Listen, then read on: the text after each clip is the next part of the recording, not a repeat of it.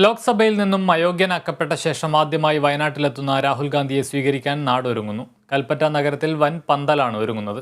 ചൊവ്വാഴ്ച രാഹുൽ ഗാന്ധി വയനാട്ടിലെത്തും. വയനാട് MP ആയിരുന്ന രാഹുൽ ഗാന്ധി ലോക്സഭയിൽ അയോഗ്യനാക്കപ്പെട്ടതിനു ശേഷം ആദ്യമായാണ് മണ്ഡലത്തിലേക്ക് വരുന്നത്. വയനാട്ടിലെ ജനങ്ങൾ തന്റെ സ്വന്തമാണെന്നായിരുന്നു അയോഗ്യതയ്ക്ക് ശേഷം രാഹുൽ പറഞ്ഞത്. ഏപ്രിൽ 11 കൽപ്പറ്റയിലെത്തുന്ന രാഹുലിനായി വൻ വരവേൽപ്പാണ് കോൺഗ്രസ് പ്രവർത്തകർ ഒരുക്കുന്നത്. കൽപ്പറ്റ MP ഓഫീസിന് എതിർവശത്തുള്ള ഗ്രൗണ്ടിലാണ് സമ്മേളനം. ജനാധിപത്യത്തെയും ഭരണഘടനാ മൂല്യങ്ങളെയും സംരക്ഷിക്കുന്നതിനായി രാഹുൽ ഗാന്ധി നടത്തുന്ന പോരാട്ടങ്ങൾക്ക് സമ്മേളനം കരുത്തുപകരുമെന്നും ഒരുക്കങ്ങൾ പൂർത്തിയായതായും നേതാക്കൾ പറഞ്ഞു.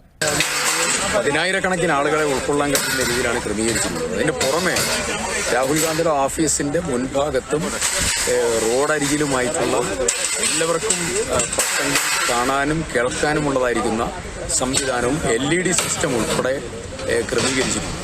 വയനാടിന് ഉൾക്കൊള്ളാൻ കഴിയാത്തത്ര പതിനായിരക്കണക്കിന് ആളുകൾ ഈ മൂവ്മെന്റിന്റെ ഭാഗമായി ഇവിടെ വരും.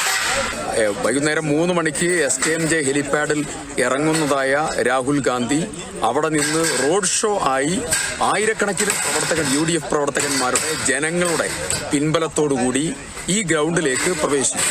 സമ്മേളനത്തിന് മുന്നോടിയായി കൽപ്പറ്റ SKMJ ഹൈസ്കൂളിന് സമീപത്തു നിന്നും റോഡ് ഷോ ആരംഭിക്കും. AICC ഭാരവാഹികളും UDF നേതാക്കളും പരിപാടിയിൽ പങ്കെടുക്കും. രാഹുൽ ഗാന്ധിയുടെ പാർലമെന്റ് അംഗത്വം റദ്ദാക്കിയ മോദി സർക്കാരിന്റെ ജനാധിപത്യ വിരുദ്ധ നടപടികൾക്കെതിരെ ബൂത്ത് തലം മുതൽ ആയിരക്കണക്കിന് പ്രവർത്തകർ സമ്മേളനത്തിൽ പങ്കെടുക്കും. വയനാട്, മലപ്പുറം, കോഴിക്കോട് ജില്ലകളിൽ നിന്നുള്ള പ്രവർത്തകരും പാലക്കാട്, കണ്ണൂർ, കാസർഗോഡ് ജില്ലകളിൽ നിന്നുള്ള പ്രതിനിധികളും റോഡ് ഷോയിലും സമ്മേളനത്തിലും പങ്കെടുക്കും.